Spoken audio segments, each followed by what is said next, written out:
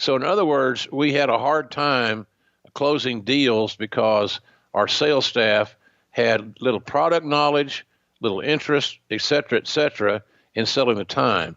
It was much like the upper management at TBS, the Jack Petricks of the world, Bill Shaw's of the world, and he was a real piece of shit.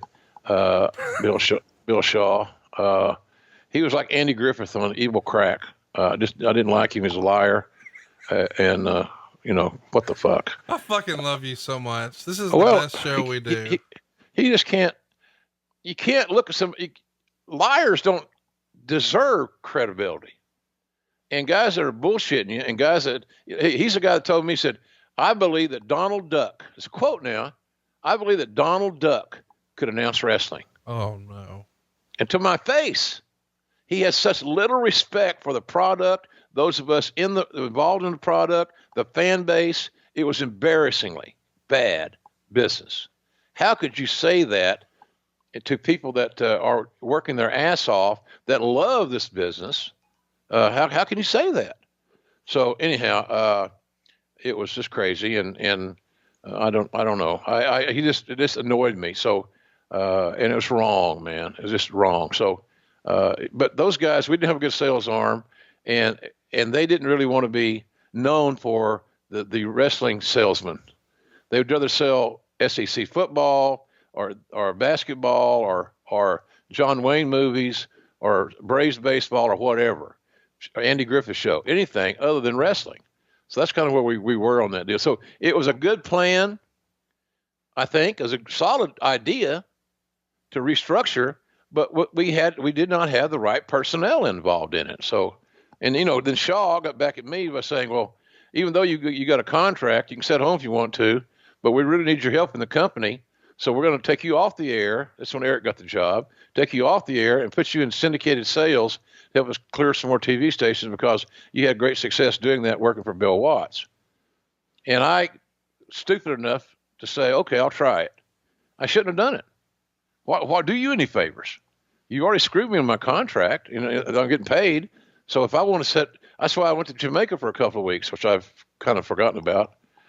It was a little partying going on there, 14 days. Sleep was my enemy at that point in time. But it's just crazy. It's crazy. It was crazy working there in that goddamn company, to be honest with you.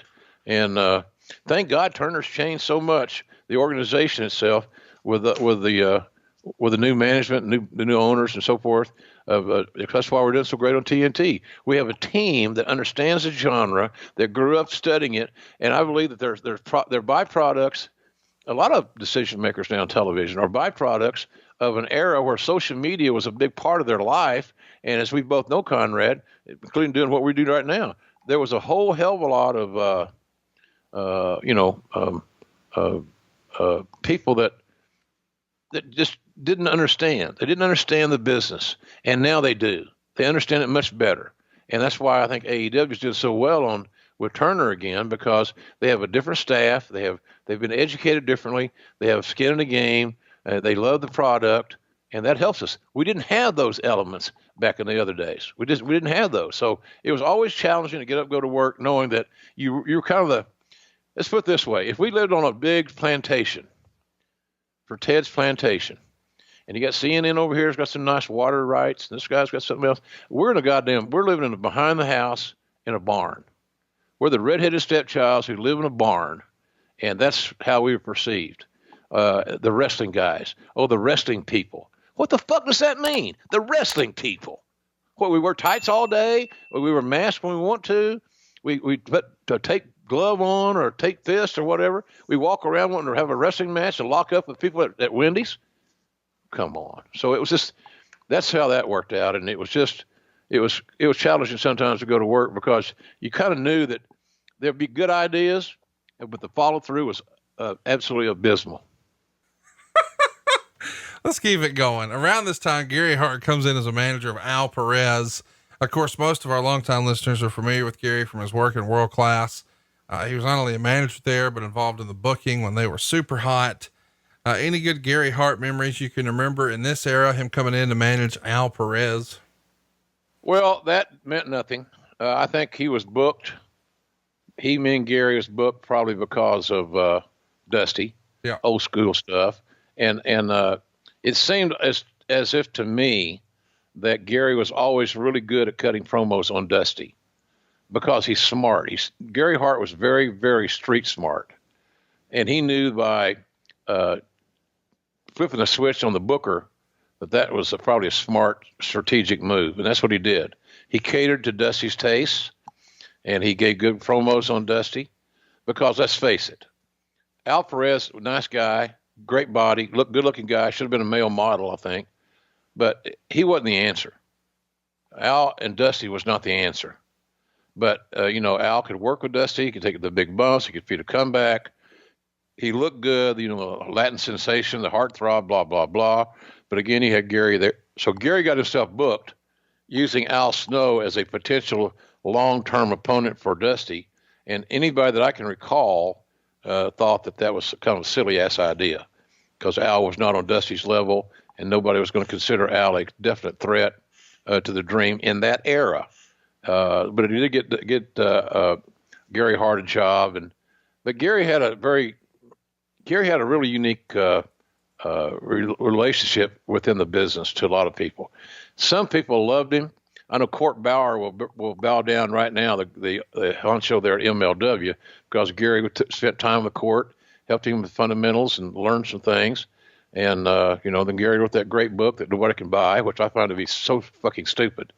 How can you have a product that people want to read and you can't get the book printed? You can't get the book reprinted. Why doesn't somebody buy the rights and reprint it? I don't get it. So nonetheless, but I think Gary I think he shifted sail around that time. His reputation was a little sketchy at times because he had a way of manipulating people. And, he was a street smart guy. He did everything he had to do that others in his peer group and his age group did the same thing. If they were smart and they were good at it, they made sure they ingratiated themselves to the decision maker in the territory. And if any time you could provide an idea that would draw money, which Gary could, then it made the booker look better. And of course, Gary suggesting ideas by and large involved him doing something. So it was just that dog chasing his tail thing, but Gary had a great mind. I enjoyed being with Gary, but I never quite knew when he was working me. But he did have a great mind for the business, without a doubt, and he was a preliminary wrestler, and he's from Chicago, and he was a street guy, and he had a kind of a storied past, as I'm told. But he was a very brilliant guy, but he was all about Gary. But that's not a knock on Gary, Conrad, because everybody in that group, in that era, were all about themselves. And maybe it's the same way today, just maybe to a little bit lesser degree.